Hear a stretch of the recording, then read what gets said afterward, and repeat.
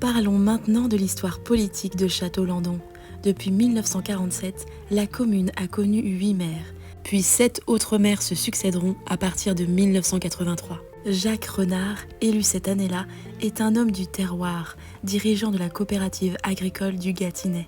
Fait chevalier de l'Ordre national du mérite, il reste le témoin d'un Château-Landon rural, marqué par l'agriculture et la vie de village. En 1989, Yves Matignon lui succède. Issu d'une famille installée depuis 1912, il grandit dans le moulin familial au bord du Fusain, avant de reprendre la scierie de son beau-père. Passionné de chasse et proche de la nature, il s'investit dans la société de chasse locale et gère la commune avec proximité.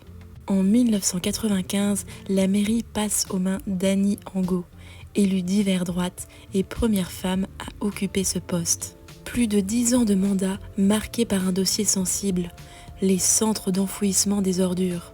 Opposée à un 3e site, elle doit gérer les nuisances et la colère des riverains. Fatiguée par l'ampleur des dossiers, elle démissionne en 2006. Lui succède Vincent Ouvray, directeur de la sucrerie historique de Soupe-sur-Loing, entreprise familiale fondée en 1873. Symbole industriel du Sud Seine-et-Marne, elle fermera définitivement en 2025, mettant fin à plus d'1 siècle d'activité. Vincent Ouvray reste 2 ans à la mairie avant de céder sa place en 2008 à Antoine Defoy. Ce dernier, élu sans étiquette, se fait remarquer en soutenant les habitants contre un projet de 3e décharge porté par la société Coved. Avec l'association locale Aide, Seine-et-Marne Nature Environnement et les riverains mobilisés depuis des années, il obtient le retrait du projet. Son mandat est aussi marqué par la mobilisation des habitants du hameau de Néronville contre la vitesse excessive sur la D43.